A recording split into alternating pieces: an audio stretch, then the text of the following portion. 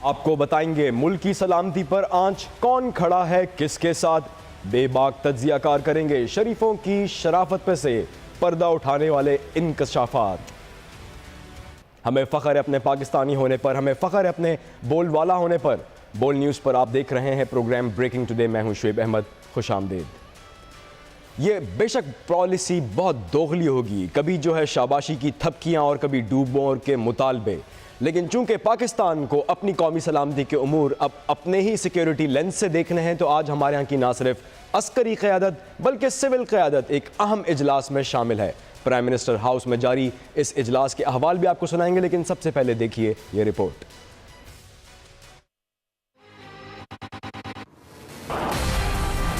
Pakistan has much to lose by continuing to harbor criminals and terrorists.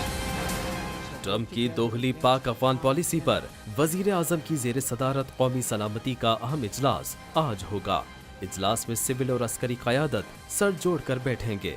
दहशतगर्दी के खिलाफ पाकिस्तान की कुर्बानियों का एतराफ़ करने के बजाय अमरीका धमकियां देने में मसरूफ है। अमरीकी वजीर खारजा रेक्स टिलरसन ने पाकिस्तान को वही पुरानी धमकी दे डाली। कहते हैं पाकिस्तान की इमदाद रोक देंगे और नॉन नेटो इत्तेहादी हैसियत खत्म कर देंगे। राइट, ये कुछ सिलसिले ऐसे रहते हैं कि उसमें इमदाद भी शामिल होती है, मिलिट्री और सिविल एड भी है। शायद इसी वजह से कभी कोई पॉइंट ऑफ वीकनेस ज़रूर रहा हो, लेकिन अब वो पॉइंट ऑफ वीकनेस नहीं रहा है। हमें इमदाद नहीं, हमें एतराफ़ चाहिए। इस वक्त प्राइम मिनिस्टर हाउस के सामने मौजूद हैं सफदर कलासरा। सफदर, क्या रिपोर्ट्स हैं आपके पास इस वक्त तक जो सिविल और मिलिट्री क़यादत सर जोड़ बैठी है?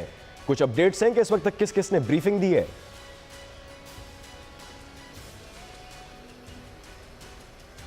जी, इस वक्त हम वज़ीर-ए-आज़म हाउस के सामने मौजूद हैं। कौमी सलामती कमेटी का इजलास जारी है।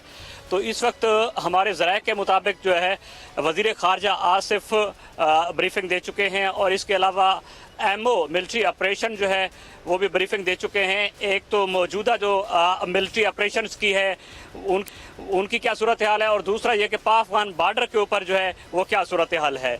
आज मुतवक्के तौर पर वज़ीर ख़ारजा जो है पाकिस्तान की तरफ से रियासी सतह के ऊपर ये स्टेटमेंट देंगे कि पाकिस्तान ओबामा इस ट्रंप की नई साउथ एशिया की और पाकिस्तान की पॉलिसी के ऊपर, अफगानिस्तान के वाले से पॉलिसी के ऊपर क्या स्टेटमेंट देगा।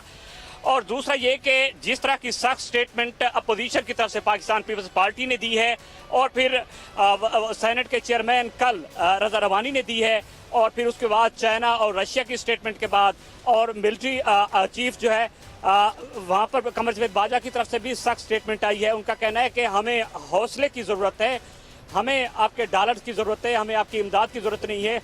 उम्मीद यही है कि इस इजलास के बाद एक तो ये स्टेटमेंट आ जाएगी और स्टेटमेंट यही होगी कि हमने सेक्रीफाइस ज़्यादा किया है, माली और जानी, हमें उल्टा उसका नुकसान उठाना पड़ रहा है। हम पहले भी आपके फाइनेंस से नहीं चल रही थी, रियासत पाकिस्तान आपके फाइनेंस के बगैर चल जाएगी। अगर आप इस अलायंस के साथ नहीं चलना चाहते तो बेशक न चलें, कम से कम आप हमारी हौसला शिकनी ना करें। जी, बहुत इंपॉर्टेंट है यहाँ पर पाकिस्तान में कि अभी रिसेंटली भी DGISPR की जानिब से हमारे साथ कयूम सोमरो साहब भी मौजूद हैं। पाकिस्तान पीपल्स पार्टी साहब का ताल्लुक है। इस फिजा में जब पाकिस्तान में चैमगुइयाँ मिलिट्री सिविल क़यादत के दरमियान रिफ्ट की थी और एक वजाहत DGISPR की आई, कितना अहम देखते हैं आप इस इजलास को?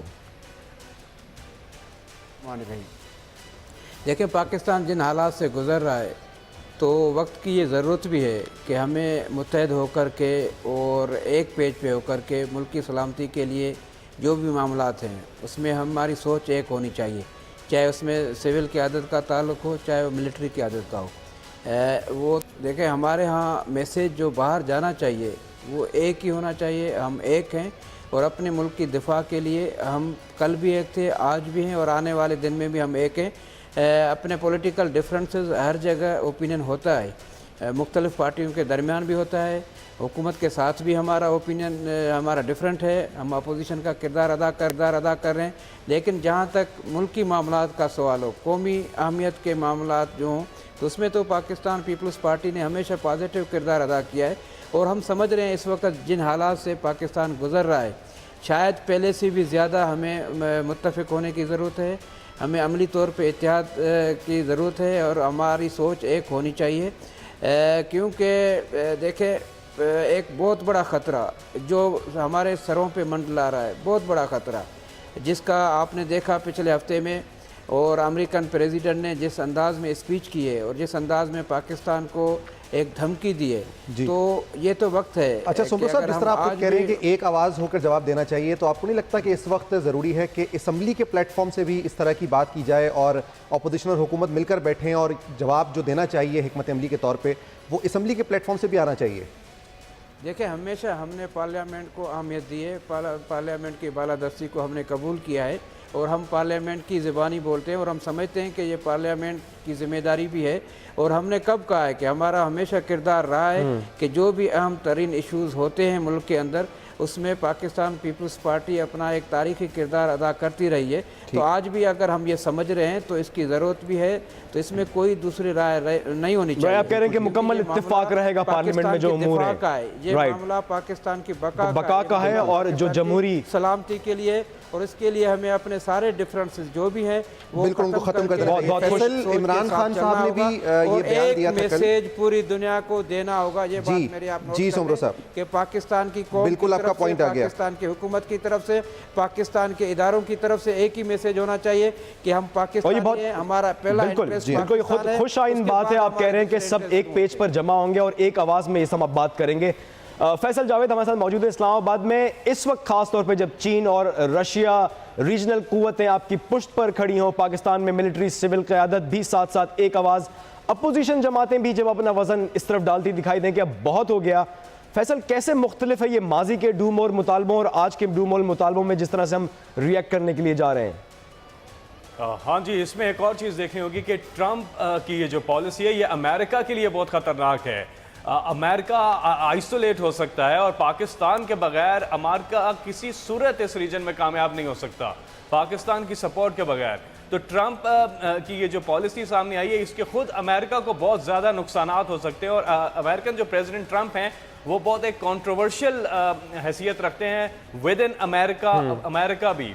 और अब हम देख रहे हैं कि रूस, चाइना की तरफ से जो बयानात भी सामने आए हैं और जो उन्होंने पाकिस्तानी हुकूमत से पहले चाइना ने स्टेटमेंट जारी की है, वहाँ पाकिस्तानी हुकूमत से मैं पूछूंगा, यहाँ पे सिविलियन हुकूमत से, कि आप क्या कर रहे हैं। नवाज शरीफ जो साबिक वजीर आज़म है, उन्होंने अरबों रुपए के गैर मुल्की दौरे किए हैं without having any long term foreign policy. There is no foreign policy. अब पाकिस्तान को सिर्फ सख्त मौक़िफ़ ही नहीं सामने लाना चाहिए बल्कि एक अपनी लॉन्ग टर्म फॉरेन पॉलिसी सामने लानी चाहिए। वक्त आ गया कि पाकिस्तान फैसला करे।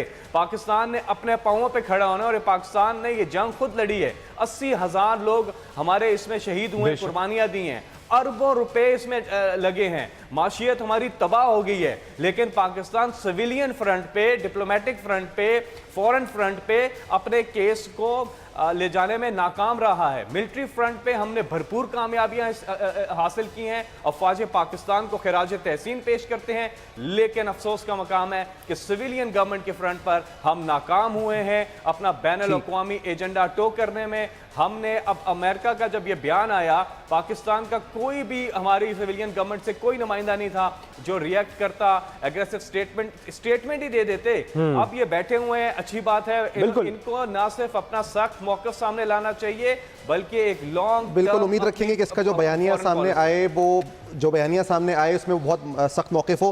क़य्यूम सुमरो साहब, जिस तरह अभी फैसल ने भी कहा कि मिलिट्री की तरफ से बहुत सख्त रद्द-ए-अमल हमेशा सामने आया है, जनरल बाजवा साहब ने भी कल जो मुलाकात हुई अमरीकी सफ़ीर से, उसमें उन्होंने इस बात का जिक्र किया कि जो इमदाद का हमें बार बार हवाला दिया जाता है, हमें इमदाद नहीं चाहिए इस हवाले से।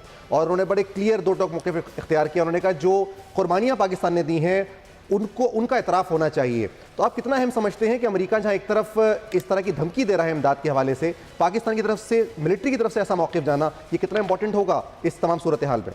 देखिए आपके सवाल में मेरे दो जवाब बनते हैं। पहली बात तो ये है कि जो मिलिट्री जो है क़यादत ने जो फ़ैसला किया है और जिस तरह सख्त मौक़िफ़ अख्तियार किया है, तो कोई भी जो है एक मुल्क जो आज़ाद मुल्क हो, ख़ुद मुख्तियार मुल्क हो, वो ऐसा ही कर सकता है। हम गैरतमंद पाकिस्तानी हैं, हमें अपने मुल्क के साथ प्यार है, मोहब्बत है। हम उसके ऊपर किसी को भी हम हक़ नहीं दे सकते हैं कि वो इस तरह हमें धमकी दे, और हम मरने के लिए, लड़ने के लिए, झगड़ने के लिए तैयार हैं। जब हम अपनी गैरत पे और अपने मुल्क पे सौदा करने के लिए कतन तैयार नहीं है, हम जान तो दे सकते हैं। ये तो रहा एक मौक़िफ़। लेकिन दूसरी बात यह है जो बहुत ज़रूरी है कि क्या पॉलिटिकल तौर पे हमारी गवर्नमेंट ये नाकाम नहीं हो चुकी है टोटली। हम जब पहले कहते थे कि आपके पास वज़ीर ख़ारजा नहीं है, पाकिस्तान पीपल्स पार्टी ने ये स्टांस लिया था 4 पॉइंट से, जिसमें ये सबसे अहम बात थी कि आपके पास खारजा मिनिस्टर नहीं है तो आपके पास पॉलिसी नहीं है। आपने नाकाम बना दिया है इस मुल्क की खारजा पॉलिसी को, पूरी दुनिया में आपने पाकिस्तान को तनाह कर दिया है। एक वक्त था जब प्रेसिडेंट जरदारी साहब की जहाँ हुकूमत थी, अफगानिस्तान का सदर भी यहाँ आता था, ईरान का सदर भी यहाँ आता था। आज हालात ये है कि अफगानिस्तान आपका दुश्मन मुल्कों में इस्तेमाल किया जा रहा है। अच्छा, एक एंगल और भी है, मैं मज़ीद थोड़ी सी बात करेंगे हम। फैसल आपकी तरफ आऊंगा कि आप कह रहे हैं कि वो इस वक्त मुश्किल होगा कि पाकिस्तान को साथ लिए बगैर अमेरिका अपने अहदाफ इस खित्ते में पूरा करे, लेकिन जब वो भारत से कहते दिखाई देते हैं कि जी अफगानिस्तान में आप भी अपना किरदार अदा करें, तो ये भी तशवीश का एक मकाम है। लेकिन अच्छी बात यह है कि पाकिस्तान पिछले 16 साल से जारी पाकिस्तान की अंदरूनी दहशतगर्दी की जंग में ना सिर्फ मुतहर्रिक रहा है, बल्कि इस वक्त जिस तरह से दहशतगर्दों का किला कमा कर लेने के बाद अगर हम कहते हैं कि हमें किसी किस्म की बैरूनी फॉरेन एड या इन्वेस्टमेंट नहीं चाहिए या फिर मिलिट्री असिस्टेंस नहीं चाहिए, ये कम से कम पाकिस्तान के लिए और हमारे सियासतदानों के लिए बहुत सारे काम आसान कर देता है कि वो सिर्फ पॉलिसी के ऊपर तवज्जो दें। यहाँ पर क्या कहा चीफ ऑफ आर्मी स्टाफ ने, जरा देखते हैं इस रिपोर्ट में।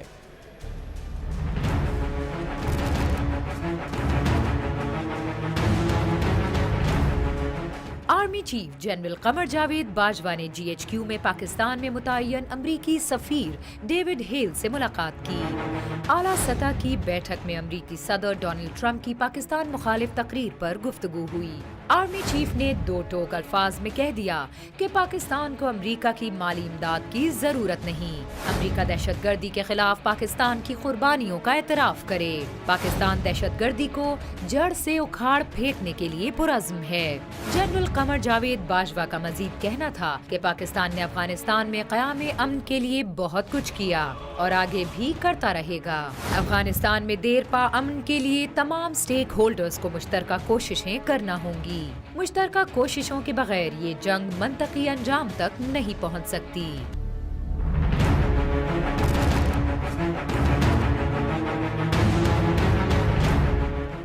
राइट, हम आपके चीफ ऑफ आर्मी स्टाफ के ये बयान आता है, लेकिन ऑफिशियल दौरे पे मौजूद रहे प्राइम मिनिस्टर साहब सऊदी अरब के, उसको भी प्रोग्राम में शामिल करेंगे। यहाँ पर मैं वापस जाऊँगा फैसल आपकी तरफ। आप कहते हैं कि खित्ते में तनहा करने के लिए बात, लेकिन जब भारत से ट्रंप ये कहता है कि जी वो अफगानिस्तान को मुस्तहकम करने के लिए अपना किरदार अदा करें, हम कम से कम पाकिस्तान में जानते हैं कि भारत का क्या किरदार रहा है अफगानिस्तान में। क्या ये केस नहीं हमें पुटअप करना चाहिए सिर्फ ट्रंप के सामने नहीं, आलमी बरादरी के सामने? बिल्कुल, बहुत अहम नुक्ता आपने उठाया। पाकिस्तान को अपना केस अच्छे तरीके से सामने लाना चाहिए और भारत को बेनकाब करना चाहिए।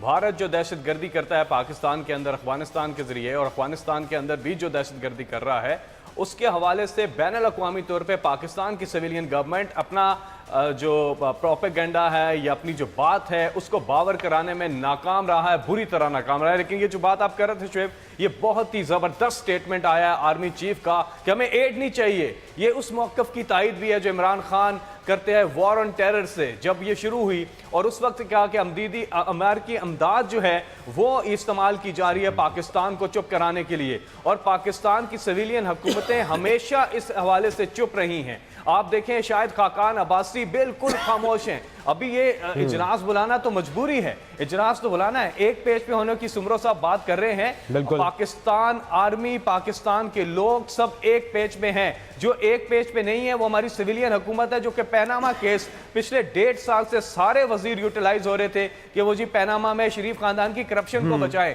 छोड़े फॉरेन पॉलिसी, सारी समझे उनकी मेहनत ही वहीं दिखाई देती थी, लगी हुई कि बस वो किसी तरह से शरीफ साहब उनके खानदान को बचा लें। अच्छा, मैं कयूम सुमरो साहब आपसे जरूर ओपिनियन चाहूंगा, लेकिन पहले हम ये रिपोर्ट देखें कि प्राइम मिनिस्टर पिछले कुछ दिनों में कल खास तौर पर कहां मसरूफ रहे, कितनी इंपॉर्टेंट थी उनकी सऊदी अरब के दौरे की इस वक्त नौयत।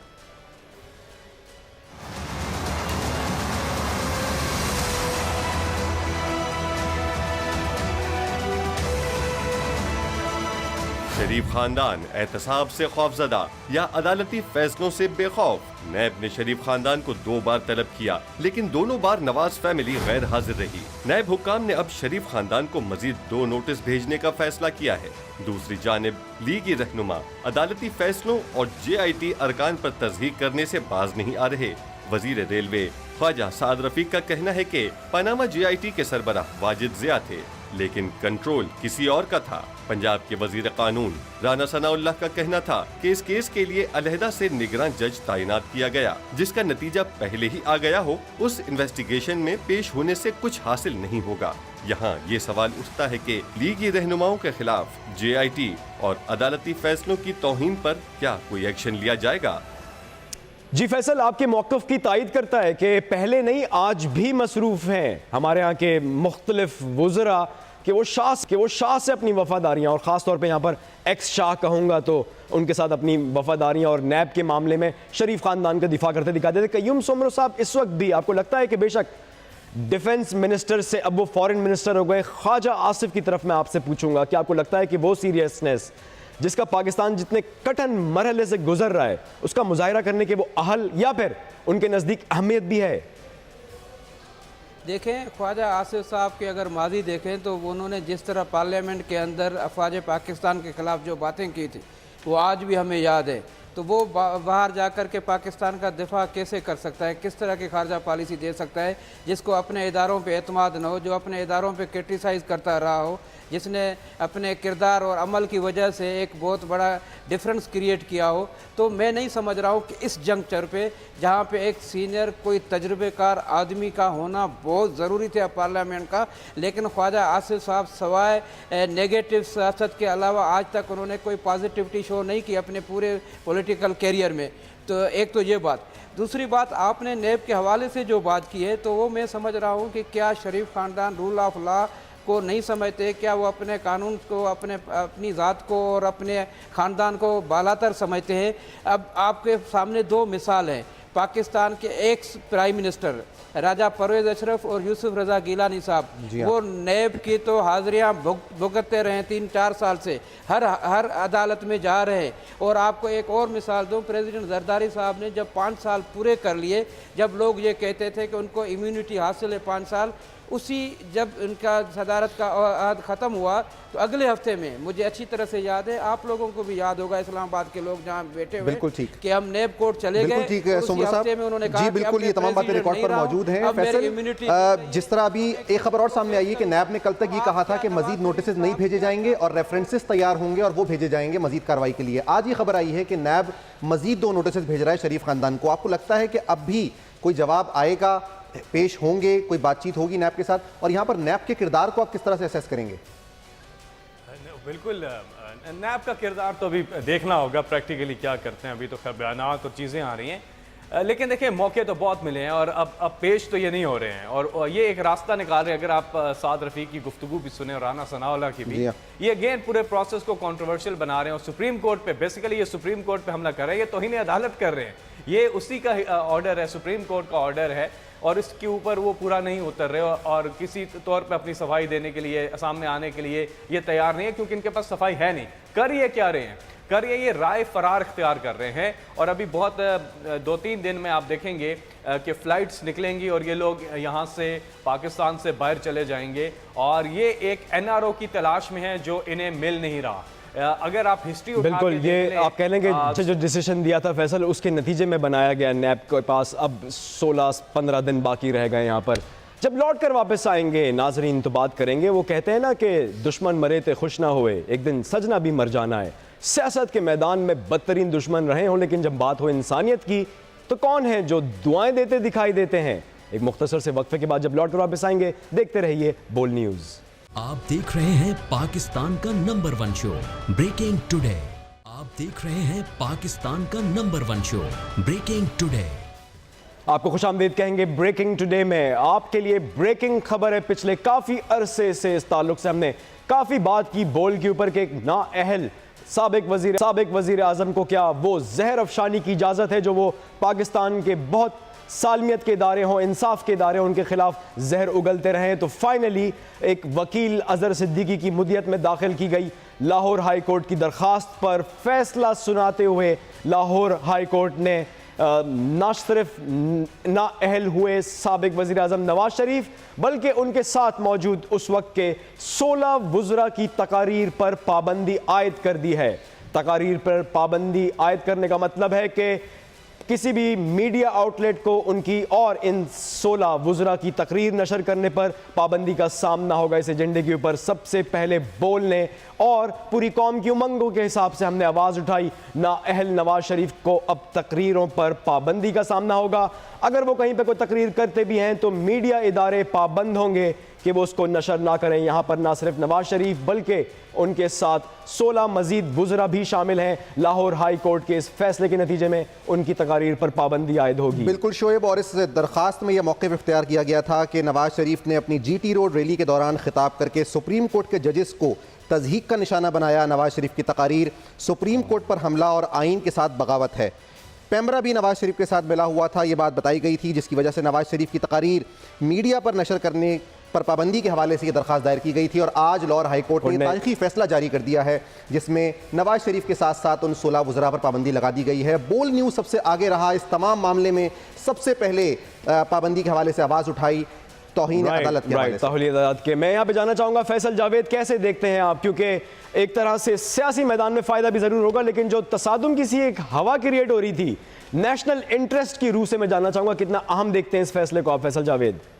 देखिए, सबसे पहले यहाँ जो जिम्मेदारी का किरदार अदा किया था वो बोल ने किया था। जब नवाज शरीफ ये तकारीर कर रहे थे और GT रोड पे रवां थे, हर जगह पे जजेस के हवाले से बल्कि अफवाज पाकिस्तान के हवाले से भी डायरेक्टली और इनडायरेक्टली तनकीद का निशाना बना रहे थे, तो उस वक्त बोल ने किसी तकरीर को बराह रास्त नशर नहीं किया, और बल्कि बोल यहाँ पे एक प्रोमो भी चला रहा था कि ऐसी तकारीर को ना नशर किया जाए, ये पाकिस्तान मुखालफत तकारीर हैं, पाकिस्तान मुखालिफ तकारीर हैं, इन्हें ना नशर किया जाए।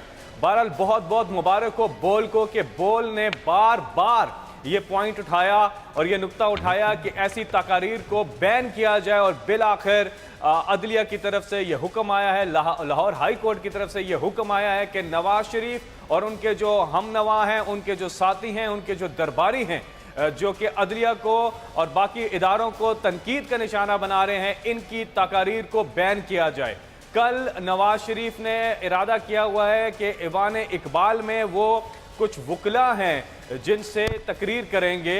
अब देखना ये होगा कि कल उनकी तकरीर जो है, जाहिर है वो एक बार फिर क्यों निकाला की रट लगाएंगे, अदलिया को तनकीद का निशाना बनाएंगे। कल देखना होगा कि चैनल्स जो हैं वो क्या किरदार अदा करते हैं। सबसे बड़ा इम्तिहान नवाज शरीफ के अपने चैनल के लिए है, वो है जियो टीवी।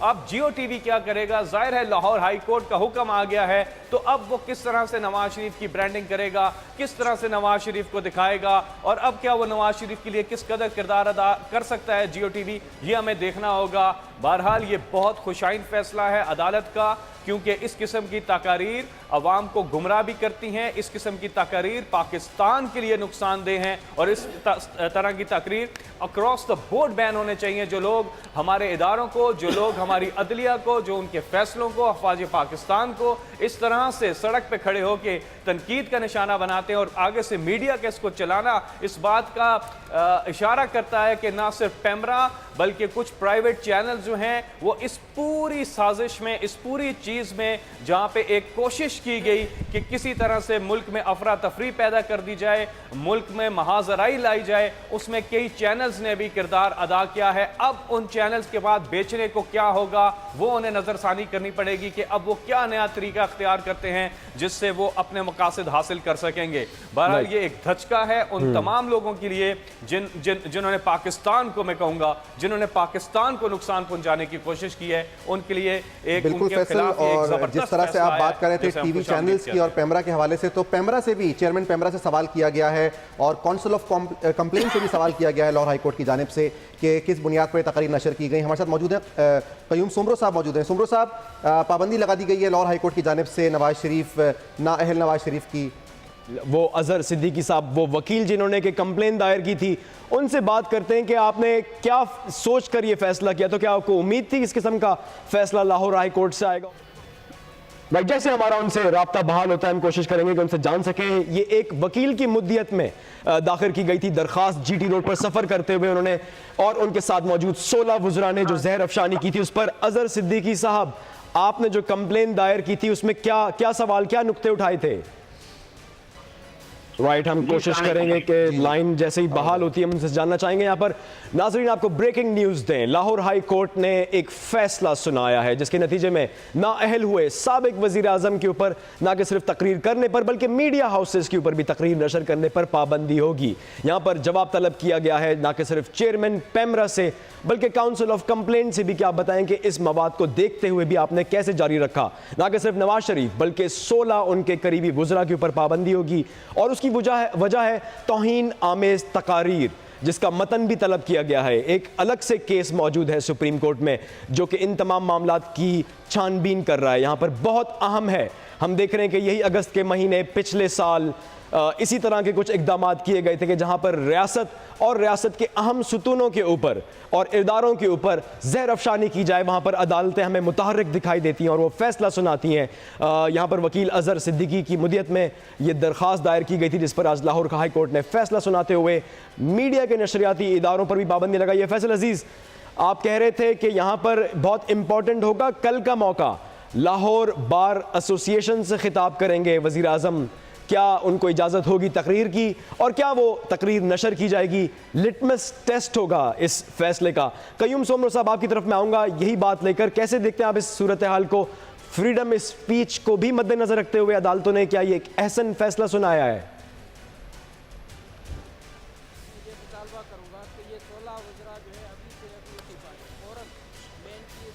मुतालबा कर रहा हूँ। पहला तो ये मेरा मुतालबा है पाकिस्तान पीपल्स पार्टी की तरफ से कि ये 16 वज़रा जो जिनकी तकारीर पे पाबंदी आयद की गई है उनको अपने ओहदों से इस्तीफ़ा देना चाहिए, क्योंकि अब जब अदालत के हुक्म के तहत ये बोल नहीं सकते, बात नहीं कर सकते, न ये इदारों के ख़िलाफ़ बात कर सकते, न अदालतों के ख़िलाफ़ बात कर सकते, तो इनकी पॉलिसीज़ जो है वो हमारे सामने क्या माना रखती है। तो पहले तो इनको इखलाकी तौर पर इस्तीफ़ा देना चाहिए। दूसरी बात यह है कि ये तारीख़ी फ़ैसला है जो कुछ देर पहले होना चाहिए था।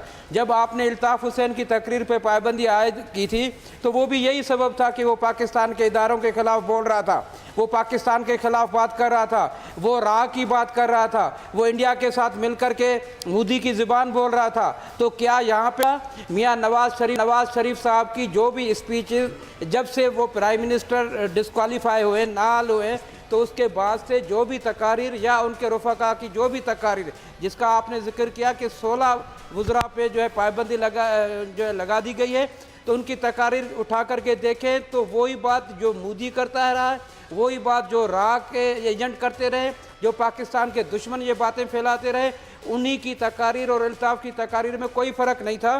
तो लिहाजा ये बहुत अच्छा और आसान इक़दाम उठाया है हाई कोर्ट ने।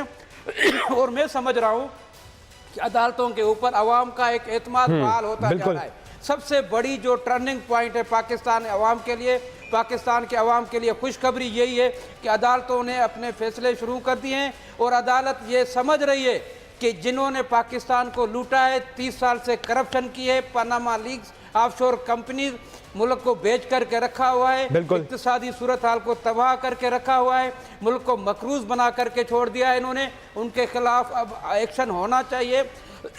और इस तरह अदालतें इंशाअल्लाह ताला जो ये इक़दाम उठा रही है, पाकिस्तान का अवाम उनके साथ बिल्कुल साथ है। और हम चाहते हैं, सही कह रहे हैं। अच्छा, यहाँ पर बड़ा एक अहम मुतालबा मैं कहूँगा कि आपकी तरफ से सामने आया। कयूम सोमरो साहब कहते हैं कि उन 16 वज़रा को भी अब इस्तीफ़ा दे देना चाहिए जो कि नाअहल वज़ीर आज़म के इस्तीफ़े के बाद, उनकी नाअहली के बाद अब अगर ऐसी तकारीर जो कि तौहीन आमेज़ हैं तो उनसे इस्तीफ़े का मुतालबा। मैं पाकिस्तान तहरीक इंसाफ का भी मौक़िफ़ लूँगा, लेकिन हमारे साथ अज़हर सिद्दीक साहब मौजूद हैं, वही वकील जिन्होंने लाहौर हाई कोर्ट में ये दरख्वास्त दायर की थी।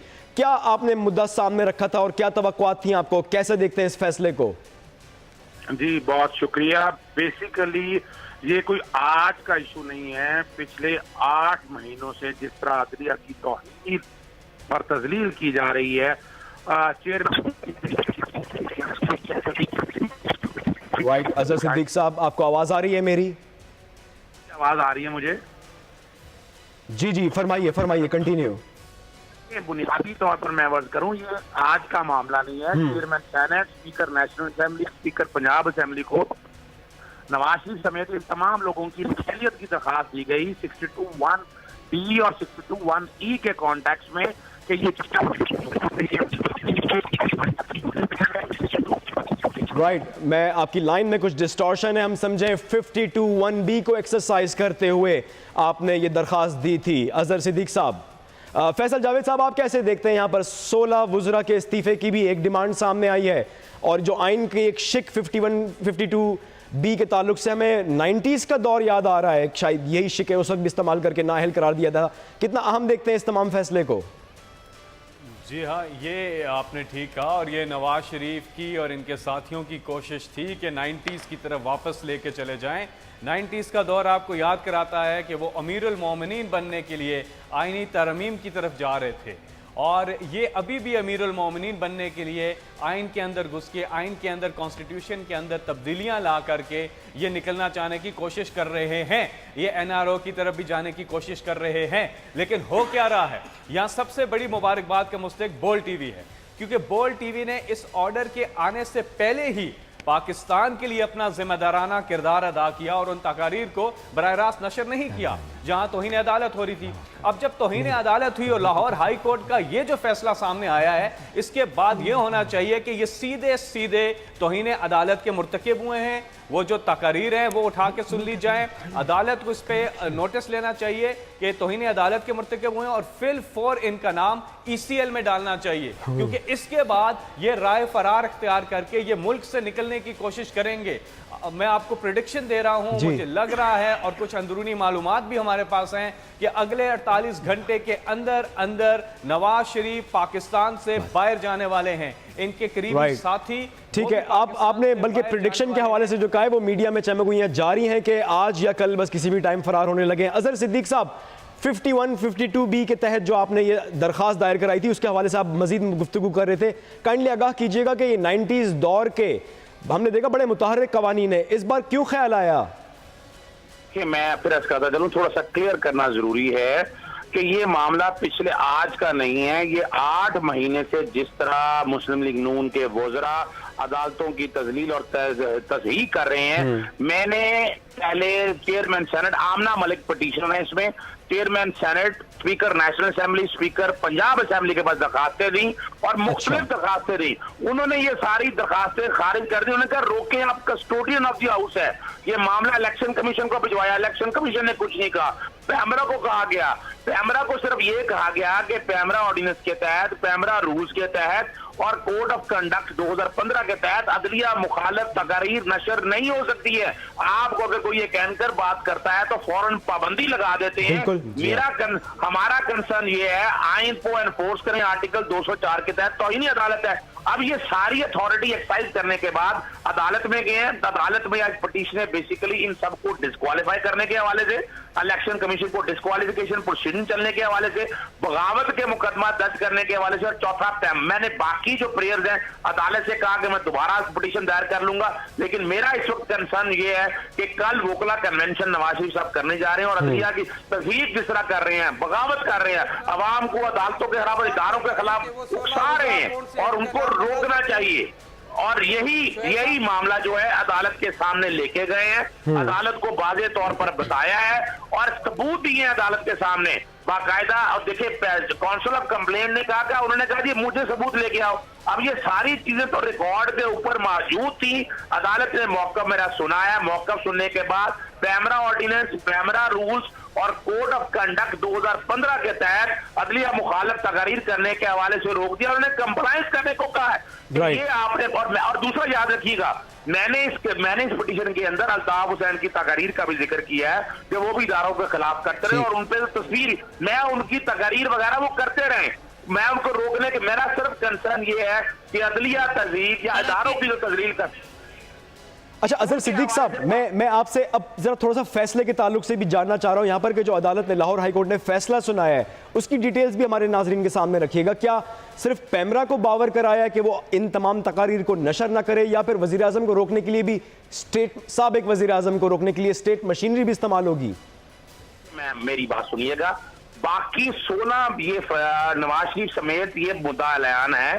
अदालत ने इसका फैसला नोटिस जारी करने के हवाले से देखना है, लेकिन ये मुद्दा ऐलान है जो कि इन्होंने तकरीरें की हैं, इन्होंने को रोकने के हवाले से कहा है और अदालत अभी तफसीली फैसला थोड़ी देर में आ जाता है जिसमें नोटिस अदालत है। लेकिन पैमरा को ये वाजे तौर पर डायरेक्शन और हदायत जारी की है कि तौहीन अमेज जो उनका ऑर्डिनेंस कहता है, जो रूल्स कहते हैं, जो उनके कोड ऑफ कंडक्ट कहता है कि अदलिया मुखालिफ तकारीर नशर नहीं हो सकती, वो नशर नहीं होनी चाहिए, और ये और बाकायदा ऑर्डर टैक्स करने का कहा गया है और बाकायदा उसको स्पेशल मैसेंजर्स के जरिए लाहौर में सर्विस कराने का कहा गया है आज। ठीक है। अच्छा, हमारे साथ बहुत बहुत शुक्रिया अजहर सिद्दीक साहब। आपने कहा है कि यहाँ पर नोटिस जारी किए गए हैं और हमारे जाफर बिन यार मौजूद हैं लाहौर हाई कोर्ट के सामने, हमारे लीगल रिपोर्टर हैं। क्या डिटेल्स हैं जाफर यार आपके सामने? जी, लाहौर हाई कोर्ट में आए कि दरखास्त ज़ेरे समाअती के मुस्लिम लीग नून के 16 जो पार्लियामेंट है उसमें मियां नवाज शरीफ जनरल वज़ीर आज़म उनके शहबाज शरीफ और वज़ीर आज़म पाकिस्तान इन पे अदलिया मुखालिफ तकारीर करने पर पाबंदी लगाने के हवाले दरखास्त आई थी। केस की समाअत सुबह शुरू हुई, दरमियान में वक़्फ़ा आ गया। अभी थोड़ी देर पहले अजहर सिद्दीक एडवोकेट ने दलाइल मुकम्मल किए, जिसके बाद अदालत की जानिब से एक बड़ा फैसला सामने आ गया कि पैमरा को बाकायदा लीगी रहनुमा और मियां नवाज शरीफ समेत तमाम लोगों की अदलिया मुखालिफ तकारीर शाया करने पर, नशर करने पर पाबंदी लगा दी गई है और नोटिस इशू कर दी गई है। अदालत का कहना था कि अदलिया मुखालिफ तकारीर करने और नाजेबा अल्फाज इस्तेमाल करने की किसी को इजाजत नहीं दी जाएगी। अजहर सिद्दीक एडवोकेट का कहना था कि लीगी अरकान मुसलसल कई दिनों से अदलिया मुखालिफ बयानबाजी कर रहे हैं। जब से आला अदालत ने, सुप्रीम कोर्ट ने इनको नाअहल करार दिया है, ये हर अपने जुलूस में, हर अपनी रैली में अदलिया मुखालिफ तकारीर करते हैं और इनका ये कहना है कि शायद हमारी नाअहली की जिम्मेदार भी आला अदलिया है। जी राइट, उनके ऊपर जिम्मेदारी आयद करते हैं। बहुत बहुत शुक्रिया। सो कल के लिए जो एक प्लान बनता जा रहा था उसकी तरफ भी उन्होंने कहा कि बहुत इंपॉर्टेंट है। अजहर सिद्दीक साहब ने कहा कि बहुत इंपॉर्टेंट है कि जो अदलिया में केसेस लेकर जाने वाले वकला हैं उनके सामने भी जहर अफशानी करके इस मोमेंटम को गेन करते हुए ये लम्हा बहुत ज़रूरी था कि इनको रोका जाए। कयूम सोमरो साहब, हम देखते हैं कि वकला बरादरी में भी मुख्तलिफ सियासी वाबस्तगियाँ पाई जाती हैं और इन सियासी वाबस्तगियों के नतीजे में एक वकला बरादरी भी हमेशा, चाहे वो तौहीन रिसालत के मामलात हों, तौहीन अदालत के मामलात हों, पॉलिटिकल साइड्स लेते दिखाई देते हैं। क्या आपको लग रहा है कि इस वक्त भी जिस मौके के ऊपर ये फैसला सुनाया गया है कितना अहम है कि पाकिस्तान में अदलिया के ऊपर सवालिया निशान उठाने वाले वज़ीर आज़म के ताल्लुक से, जैसे हम देखते हैं लाहौर हाई कोर्ट पर अब मुल्तान के वकला बार एसोसिएशन के हमले भी देखने में आए, ये बहुत अहम वक्त था जब ये फैसला सुनाया गया है? देखिए, वकला हमारे इस माशरे का एक अहम तरीन हिस्सा है और उनकी जो माजी में एक कारकर्दगी रही है और एक तारीख चली थी अदलिया की बहाली के हवाले से, या इसके अलावा बहुत अच्छा उन्होंने किरदार अदा किया है। अभी भी मैं उनसे यही उम्मीद रखूँगा कि पाकिस्तान के साथ और पाकिस्तान की अदालतों के साथ और पाकिस्तान के इदारों के साथ और जमहूरियत के लिए पार्लियामेंट के साथ वो अपना एक तारीखी किरदार अदा करते रहेंगे। जहाँ तक आज के इस अहम तरीन इशू के हवाले से कि जहाँ मियाँ नवाज शरीफ साहब को पहले अदालतों ने नाअहल करार दिया था, इसी तरह बाकी जो 16 वज़ीर, नालायक वज़ीर जिसको मैं कहता हूँ, नाअहल तो नहीं कह सकता हूँ क्योंकि उनको अदालत ने नाअहल नहीं किया, लेकिन नालायक ज़रूर है कि उन्होंने अपने अपने शोबे में कोई कारकर्दगी पहले भी नहीं दिखाई थी और आज भी हालत यह है कि उनकी नालायकी की वजह से पाकिस्तान को इन मराइल से गुजरना पड़ा है। जहाँ मैंने पहले आपको अर्ज़ किया कि इक़्तिसादी सूरत हाल बुरी तरह से हमारी फेलियर में उसमें चली गई है, हम कर्ज़ों में जो है अपने आप को जो है बिल्कुल जकड़ चुके हैं। बहुत ज़रूरी है इस वक्त कि हम अपना एतमाद भी बहाल करें, लेकिन ये बड़ी ख़तरनाक एक इक्वेशन थी यहाँ पर कि अदालती फ़ैसलों के नतीजे में नाअहल होने के बाद बेशक एक मशवरा लेकर उन्होंने इस्लामाबाद से रुखसत तो इख्तियार की, लेकिन GT रोड पर लाहौर पहुँचने के बाद जिस तरह की ज़बान इस्तेमाल की, 14 अगस्त के दिन भी वज़ीर आज़म साहब की वो तकरीर सबके सामने कहते हैं कि 70 साल से किसी को खुशी नहीं हुई। यहाँ पर एक तौहीन अदालतों के साथ साथ मेरा ख्याल है पाकिस्तान में रहने वाले लोगों के लिए भी एक आज़ादी के दिन इस तरह की मायूस कुन तकरीर करना भी किसी लीगल एंगल से बहुत ख़तरनाक बात थी। सो यहाँ उनको बावर कराने के साथ साथ लाहौर हाई कोर्ट में आपको एक बार फिर बताते चलें कि जो दरख्वास्त दी गई थी और काफ़ी अरसे से हमारा राब्ता हुआ अजहर सिद्दीक साहब से, उन्होंने हमें यह भी बताया कि वो पहले पंजाब असेंबली में नेशनल असेंबली के स्पीकर के पास, पैमरा के पास अपनी दरखास्तें लेकर गए कि ये जहर अफशानी करने वाले शख्स की तकारीर क्यों नशर की जा रही हैं। कोई इत्मीनान बख्श जवाब ना देने के बाद उन्होंने अदालतों से रुजू किया और अदालतों ने जो फैसला सुनाया वो आज आपके सामने लाहौर हाई कोर्ट ने पैमरा और काउंसिल ऑफ कंप्लेंट से जवाब तलब किया है कि इन तकारीर के मतन के ऊपर ऑलरेडी एक केस मौजूद है, तो लिहाजा ये 16 जिनको कयूम सोमरो साहब कह रहे हैं नालायक वजीर, इनको इजाज़त नहीं होनी चाहिए बात करने की और वजीर आज़म की भी तकारीर पर पाबंदी लगाई जाए, जिसके लिए इंतज़ामिया को भी नोटिस भेजेंगे। कयूम सोमरो साहब, आपको लगता है कि यहाँ पर सिर्फ पैमरा के जरिए मीडिया हाउसेस पर पाबंदी होगी पिछले साल अगस्त के मामले को सामने रखते हुए, या फिर इंतज़ामिया भी इस बात को यकीनी बनाएगी कि अब तकरीर और जहर अफशानी करने वाली तकरीर को किसी तरह से रोका जाए? क्या प्रोसीजर इस्तेमाल किया जाएगा स्टेट की तरफ से? मेरे ख्याल में अगर गवर्नमेंट ने, मौजूदा गवर्नमेंट ने इस तरह के इकदामात में अमल दरामद नहीं किया हाई कोर्ट के फैसले के ख़िलाफ़, तो मैं समझ रहा हूँ वो तौहीन अदालत के मुर्तकब होंगे। प्राइम मिनिस्टर की ज़िम्मेदारी बनती है, मिनिस्टर ऑफ इंफॉर्मेशन की ज़िम्मेदारी बनती है, और जो लोग यहाँ बैठे हुए हैं करता धरता उनकी ज़िम्मेदारी बनती है कि हाई कोर्ट के फैसले को मन ऑन स्पिरिट के साथ जो है उस पर अमल दरामदगी बहुत ज़रूरी है, वरना इनके ख़िलाफ़ एक और पिटीशन चली जाएगी जिसके नतीजे में इनकी अपनी डिस्क्वालिफिकेशन सामने आ जाएगी, क्योंकि अदालतों के अहकामात पे अमल दरामद न कराना ये तौहीन अदालत है। और ये तौहीन अदालत, अब मैं समझ रहा हूँ कि अदालतों जिस अंदाज में काम कर रहे हैं अपने ख़िलाफ़ ऐसी कोई तौहीन बर्दाश्त करने के लिए तैयार नहीं है। इनको अपने एक्स प्राइम मिनिस्टर से, नाल प्राइम मिनिस्टर से सबक हासिल करना चाहिए, न सिर्फ पिमरा बल्कि गवर्नमेंट को मैं बराबर का जिम्मेदार समझता हूं कि पिमरा को जो है पाबंद बनाए और अदालतों के फैसलों के ऊपर अमल दरामद करे।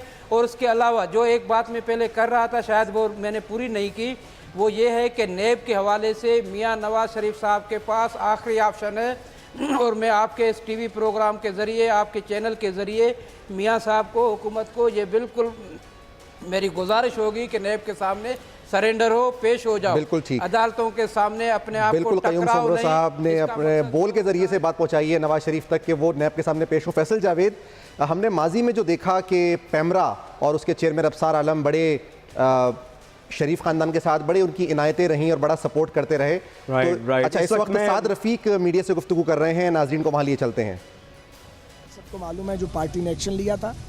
बाकी जहाँ तक ताल्लुक़ है अदालत उज़्मा के फ़ैसले का और उस पर तबसरा करने का, वो कानून और आइन उसकी इजाज़त देता है और वो तबसरा हम और जो हमारी राय है वो देते रहेंगे कानून और आइन के दायरे में। कानून और आइन के दायरे में रहते हुए बात करने से किसी को रोका नहीं जा सकता। That's all. और कोई बात है? या मैं बता दूं कुछ मैंने जो गुजारिश करनी। आप पहले बात। आज साबिक़ वज़ीर आज़म पाकिस्तान मोहम्मद ख़ान जुनेजो मरहूम, जो मुस्लिम लीग के सदर भी थे, उनके साहिबजादे असद जुनेजो जो MNA भी और वो कैबिनेट मेंबर भी रह चुके हैं, उन्होंने आज दोपहर नवाज़ शरीफ साहब से मुलाकात की है जाती उम्रा में।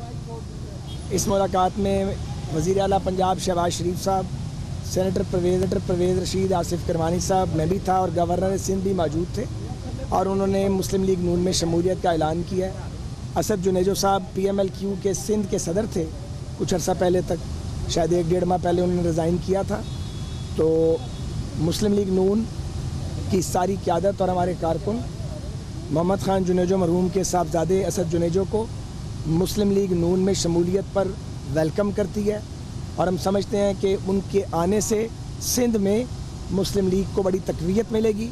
वो एक बहुत शरीफ नफ्स और दयानतदार और एक बुर्दबार सियासतदान के बेटे हैं, ख़ुद भी मोतदिल मिजाज हैं और बड़ी अच्छी शोहरत रखते हैं। पर कहते हैं कि कानून की हुदूद में रहते हुए हमें तबसरे की जो इजाज़त है वो हम एक्सरसाइज कर रहे हैं। बहुत थिन लाइन के ऊपर चलते हुए गालिबन उन 16 वज़रा में भी शामिल हैं साद रफ़ीक, जो कह रहे हैं कि फ़ैसला ज़रूर आ गया है लेकिन कानून की तरफ से हमें ये इजाज़त है कि हुदूद में रहते हुए उस पर तबसरा करेंगे, कोई गुनाह नहीं है। बहरहाल 16 वज़रा साबिक और 16 हाजिर वज़रा और साबिक नाअहल वज़ीर आज़म के ऊपर पाबंदी लाहौर हाई कोर्ट से आज की ब्रेकिंग रही। उम्मीद करते हैं कि आपसे एक बेहतर मुस्तकबिल में मुलाकात होगी। बोल न्यूज़ पर ब्रेकिंग टुडे की टीम को इजाज़त दीजिएगा। देखते रहिए बोल न्यूज़। आप देख रहे हैं पाकिस्तान का नंबर 1 शो ब्रेकिंग टुडे।